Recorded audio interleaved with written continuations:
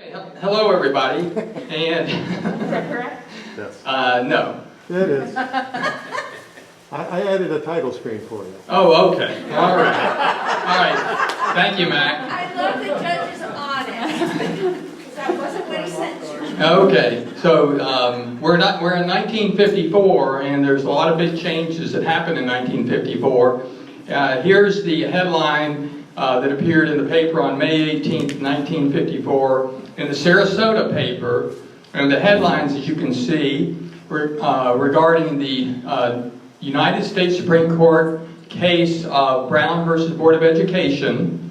And this is one of the most significant cases that has happened in the history of the United States.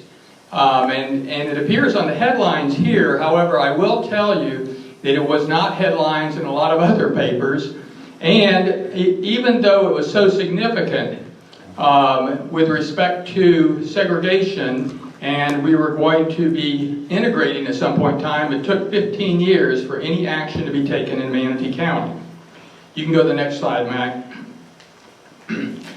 Here's something exciting that happened in 1954 that really changed Manatee County because it brought more people here and it allowed more people to travel, and that's the historic SKYWAY span was open.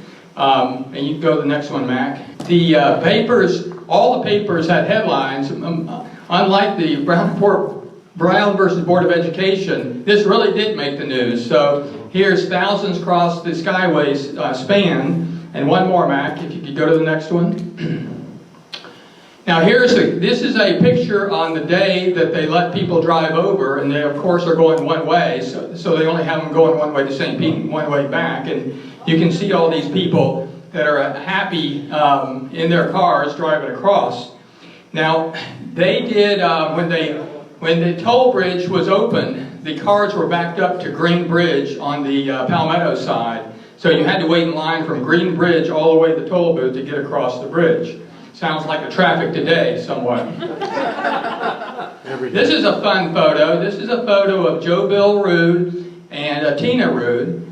And this picture was taken on November 1st, 1954, when Joe Bill was running for Senate against a Sarasotian who was a senator at that time. And this was an exciting time because this is going to be the third member of our club who becomes a state senator in Florida. And I hope maybe we can get Tina to come talk to us in the next year about Joe Bill and about all the activities she was involved in with Kiwanis. You can go to the next one. This is a photo that happened earlier in the year of the installation of officers, and the tall gentleman is Warren Hardin that I talked about last week as the president, past president, and then Dr. George Coates is two over from him on the right-hand side. In the middle, that's Gabby Knowles there. And this occurred the ladies' night on January 5th, 1954. Now, interestingly, the installation dinners at that time for this club, they invited all the presidents of all the service clubs in Manatee County. Now this is a picture of the president, Dr. George Coates, that served in 1954. And let me tell you a little bit about him. He served in the United States Navy, and he graduated from the National College of Chiropractor in Chicago, Illinois, and began practicing in Virginia before he moved to Florida. And he first practiced at Fort Myers and in Lake Wales. And while he was in Lake Wales, he got very involved in the community and became the mayor there. And but it wasn't too long, he decided to move to Bradenton in 1946 and establish a practice here. And at that time, he joined the club right away. And of course, it took him 10 years, but then he became president of the club. He was very involved in the community. A couple of things he was involved with were the First Baptist Church, the Masons, and the Order of Oddfellows. Sounds like a club I should belong to. Next, if you go to the next one. This is a picture of the youth center, which I talked about last week, that the club donated $10,000 to and matched the funding. They raised another $10,000 plus to complete that. And this is the drawing that appeared in the Braden Herald. Go to the next one. This is the article that appeared in the paper on February 14th, Valentine's Day, in fact, where shows the dedication of the youth center at that time for the black children in the county. And you know, the club's commitment to the youth of Manatee County was based on need and not on race or religion. And so the club, being as bold as it was in those days, really took some big steps to be a part of the solution to any type of issues relating to children or relating to races. Now I'm going to talk, before I talk about this slide, I do want to talk about one other thing, and that is in the 50s, blacks were attempting to obtain access to many places that they didn't have access to. And I want to tell you how strongly the club felt about that. When Superintendent Blackburn, who was a member of this club and will later become a president, talked about the bond issues. This issue came up of segregation, the Brown versus Board of Education, and strategically was brought into pros and cons on why they shouldn't build more schools. But what's real interesting at that meeting was that Warren Harding, the past president, brought up that he and Judge Willis, actually Robert Willis, who becomes a judge later, felt so strongly about blacks having the same rights as whites that they said they would resign from the club unless the Manatee County Commission would designate a beach on Anna Maria Island for the blacks. And they were not allowed to have a beach, and it had been debated for several years. This slide shows Ed Price being named to the presidency. Now at that time they were having contested elections for officers, and in September they nominated officers, and then it was in December that the elections were held, and he was elected to be the next president in 1955. And the next slide, and this is an article that appeared in the paper in which the governor of the Florida Kiwanis came down to swear in Ed Price. You can go to the next one. Now, I just want to tell you, next week I'm going to talk about Ed Price quite a bit. We've now gotten into talking about a couple of people this meeting that a lot of people in this club knew, and a lot of these people, members, have experienced. And this is one of the people that many of us knew in the club, and anybody that's been in the club for a period of time knew. He was 36 years old this time, and he was a World War II veteran. He was a young executive with a new company called Tropicana Products. I'm going to leave you with this thought. He was just beginning a career which would lead him into public service, transforming him into one of the most influential statesmen in Florida for the next 60 plus years. And we're going to hear a lot more about him next week and in the following weeks. As an elected official, and anybody that's on Zoom or that's a member of this club has been an elected official, since the 50s until the last 10 years, nobody ran for office in this county without consulting with and asking for Ed Price's support. So I'm going to leave you with this.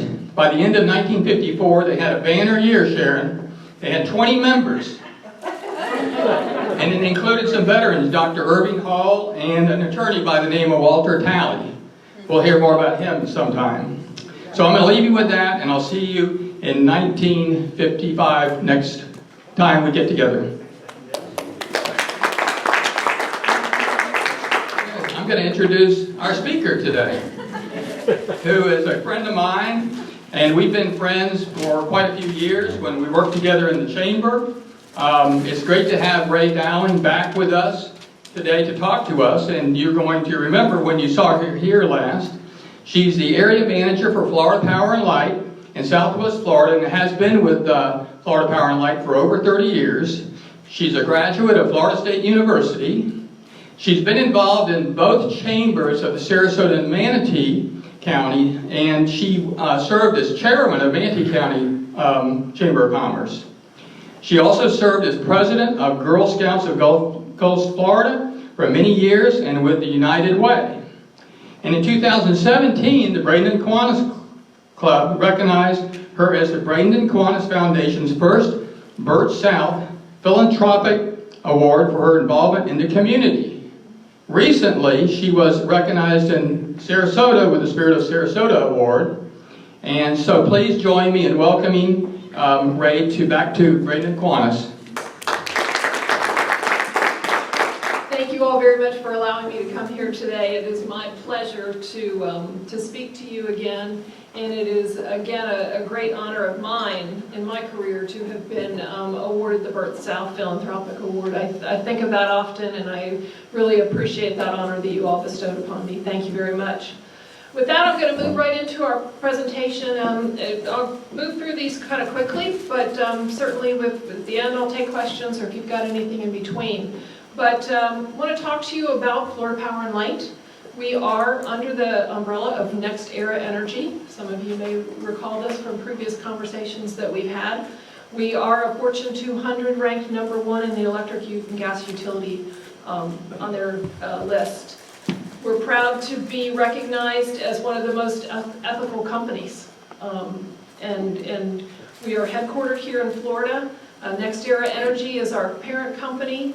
Florida Power and Light is the regulated utility inside the state of Florida. And then the NextEra Energy Resources operates outside of the state of Florida. And we are the world's largest producer of renewable energy from wind and solar in the world. We are the largest energy company in Florida. We recently acquired Gulf Power, and they are under the NextEra umbrella now. We have over 5.5 million customers. We serve customers throughout the state of Florida in 43 counties.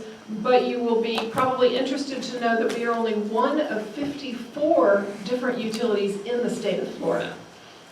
The other utilities and we all have geographic boundaries. Some of those other utilities are Peace River Electric Co-op that serves in the eastern parts of Manatee County, Orange County Utilities, Gainesville Electric, things like that, and even Lee County Co-op down in the Fort Myers area. But there are 54 different utilities, we're just one of them. We are committed to the best energy value. We do believe, and you don't have to sacrifice clean energy for reliability or for affordability. You can have all three of those things at the same time, and I think we try to prove that each and every day. We are consistently amongst the cleanest utilities in the U.S. We have eliminated coal completely from our portfolio. We no longer burn coal to generate electricity. We have the largest community solar program. We continue to improve on our CO2 emissions, and we are building the world's largest solar-powered battery right here in Manatee County. Again, very reliable. Some of the things that you have seen and appreciate when storms go through here is we have hardened 55% of the main lines. Those are our feeders that we call. They go down your main avenues, Manatee Avenue, Cortez. We continuously trim trees that, one, we didn't plant, two, we don't own, but they grow into our lines and we need to clear those lines. So we do a lot of tree trimming. The majority of our transmission structures have been moved from wood to either concrete or steel. And we are currently in the process of undergrounding some of our neighborhood lines, those lines we call laterals. That is, again, for the hardening, for reliability during a storm, or even just everyday reliability that you all enjoy. And what we have found is, as we figure out, as we've moved from the feeders to the Laterals, feeders, we've put up stronger concrete poles, heavier wire, things like that. But when you start to harden lateral lines, we could also put up stronger poles, heavier wire, but the cost differential between hardening that overhead that way versus putting it underground is about equal. And we fully believed that with practice and with just economies of scale and just really getting better at it, that we could make the cost benefit equal to doing it overhead. And we know that most people prefer it underground for aesthetic reasons, and the technology is such that it has improved greatly with restoration in the event underground lines go underground. So you will see more of that. But just so you know, that program, as we've been doing for the last 20 years, hardening our feeders, it will probably be 30 years for us to get all of the laterals underground. So although we're coming to neighborhoods near and dear to you, we might not be coming to yours for a little while. Again, reliability, that's the hardening that we've done, the investments that we've put into the system, making sure, trying to improve the reliability or improve do you have electricity when you need it the most. We have smart meters where they've all been installed throughout all of our service territory on your home also probably. That gives us a lot more access to technology and be able to better understand what is happening with electricity. Previous to those smart meters, every time you had to turn it off or turn it on, we had to actually send somebody out there to do that. Now we can get that diagnostics through systems. And our president often says, we have turned into a technology company that delivers electricity with all of the technology that we have installed. We also are always looking for what else can we use, what is new and coming out that we can improve and help with reliability. We fly drones every day as well as during storms in areas where it's not easy to get to the lines, some more rural or some remote areas, or even sometimes in backyards, or they'll go down a field that's not been cleared or whatever. We're able to fly drones for that, as well as putting robots in our substations, and they patrol on a path inside there to see if animals get in there or whatever might be happening in the substations that those are not manned, that we can put a robot there with. So, and again, the three-legged stool, I will say, is affordability. You can see from this slide here that our bills back in 2006 were $108 for 1,000 typical residential bill, about 1,000 kilowatt hours. And this year it's $99. So that's through the improvements that we've been able to make. So we can have a very clean portfolio, have a very reliable system, and the bills still be affordable for you and I as the customers. Like I said, we continually challenge ourselves with technology. I think I've talked before, you may have seen in a previous presentation where we actually have blowing up old power plants. And that is akin to replacing an old air conditioner at your home. Once you replace an air conditioner, it becomes more efficient, your bills go down. The same with us. We've taken out old technology, oil, coal, and completely rebuilt them as natural gas units. But everything that we do, we look at data, we look where's the right investment, places to make the investments, telling us and driving our improvements. And that's mainly because, I mean, obviously we have a duty to serve customers. Like I talked about at the beginning, we are geographically bound to deliver electricity in certain areas. So there's not any, Peace River's not going to open up shop here, or Orlando Utilities is not going to open up shop here, and we're not going to open up shop in Fort Myers. Those are lines drawn on a map with the Public Service Commission in Tallahassee. And so we have an obligation to serve our customers today, and with the growing population that we all are seeing, we have to be ready for that. And Whether it's the population or responding to climate change or electric vehicles, we're ready and we are pleased to be able to serve customers. We're always looking out. We know that things change all the time, and including the storms that we get, so we want to be ready. So we are in the midst of one of the largest solar expansions across the country. We have announced about a year and a half ago that we are going to be installing 30 million solar panels by 2030. And what that equates to is 100 new solar power plants.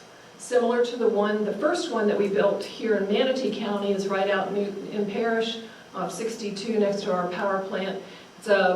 It serves about 15,000 customers. It sits on about 500 to 600 acres of land. It's about 330,000 solar panels on that site. And it's, like I said, we're building 100 plus of those. That one was built in 2016. Another one was built and went operational, again, out on State Road 62 near Duet last year. That's one called South Fork. There is one under construction right now out at Wauchula Road and 64. That one we call Elder Branch. And, that one's called Willow. And then there is a fourth one that will be just starting the very beginning, some earth movement, dirt moving, also out on 62, what we call Elder Branch. So we will have 4 of those sites here in Manatee County very, very soon. 30 million solar panels is a lot of solar panels. We operate 28 of those 100 plus that we need to be building by 2030 already. We have 14 more coming online this year, including the one I talked about, Willow, and then Elder Branch next year. In addition to that, I said a little bit about our battery. So battery is the next step, if you will, beyond solar. And batteries have technology continues to evolve, but we've been working and piloting some batteries, different ways to integrate it into the grid over the last couple of years. And we have this will be the largest combined AC coupled battery system. It's in Manatee County, right next to the power plant. If you go out State Road 62, as you come up onto the entrance, you see some activity going on there. That's about 40 acres of batteries. They look like this picture here. They're kind of container boxes, if you will. You can see this. This is our Manatee site. You can see the solar up in the top portion. I don't know if my cursor is not going to go there. Anyways, you can see the solar panels up in the top portion here. The energy that is generated from those solar panels will feed through a substation and into the batteries during the day, because that's when solar energy is generated, when there's solar. And then at night, or if there's a demand on the system where we need to dispatch the energy from the batteries, then we will. But then it will come off of the battery and then we'll continue to go through that cycle. The batteries could be filled with energy from the gas plant that's there, but it's the primary filling of it will be from the solar. As part of this, we do anticipate it's at some point in time the oil unit that is out at Manatee and those red and white striped, candy cane striped stacks that you see from the interstate eventually will go away. We do anticipate that won't be happening. But the natural gas units that are there will continue to stay, at least for the foreseeable future. That construction started late last year, and that battery will be operational this year, by the end of this year. So they move along pretty fast. So all of these investments and everything that we're doing to make sure that the lights come on here in this building and at your home and everywhere else takes a lot of planning, And it also includes, obviously, investments. And those investments come through our rate structure. We are currently, everything that we do, again, has to go through the Public Service Commission. We're in the process of a rate case right now. We have filed everything with the Public Service Commission. There will be quality of service hearings later this spring, in mid-June. And the rates that are currently in place actually expired last year, but due to COVID and other reasons, we went ahead and froze them, and they are staying in place for this year. Once the Public Service Commission rules on what they're going to be doing, it will be a 4-year cycle for these rates. They will cover through 2025. But one of the things that I do know is even with an increase in rates that we will be seeing would go into effect in January of next year, that they will still be below the national average. We work really hard to be able to make all of these investments, as well as, again, keeping the rates low. So, and we expect that to be the case even with the increase. This is just a quick example of what you might expect with the rates. They're front-loaded. You'll see about a $10 plus increase every month for the first year, an additional $4, $2, and $1.50 in years 2, 3, and 4. So it just gives you kind of an idea, and that's based on a 1,000 kilowatt bill. That's kind of the industry standard. So throughout COVID, we have obviously kept the lights on for you. I know I've appreciated it at my house when I've had to work from home. We tried to do a lot that with and for our customers. We've made millions of dollars of investments. We've worked hard with our business as well as our residential customers to make sure that they knew that there was assistance out there for them. The majority of our employees have either spread out. Our field guys are still working in the field. Rather than 2 guys in a truck, you might have a truck and a car behind them. You may have seen that on the road. They have spread out into different locations. Some of them have been taking their trucks home with them so that they didn't have to go into the office and be around other people. Some of them have parked them in substations. And those of us who don't work in the field typically have been working from home and will continue.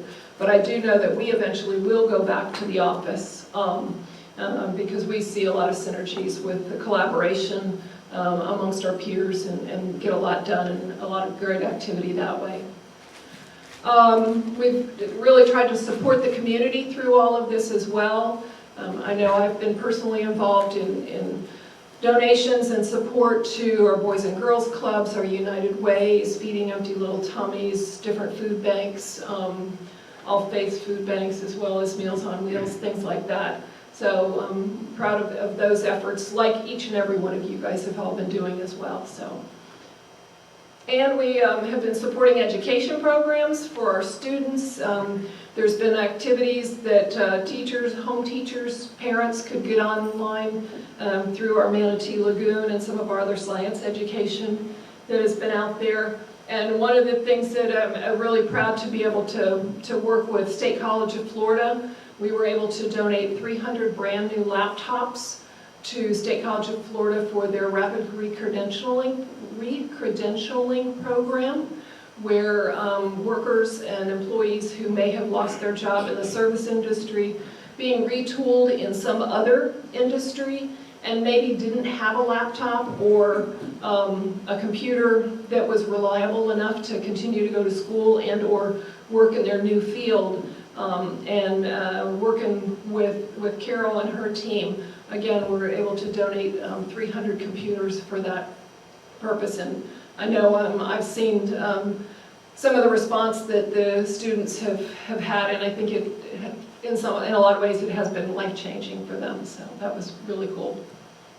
And then with our small businesses, we've got a Main Street Recovery Credit Program. We've got some small business assistance that we've been doing when businesses would close down and then they reconnected their business and turned on everything.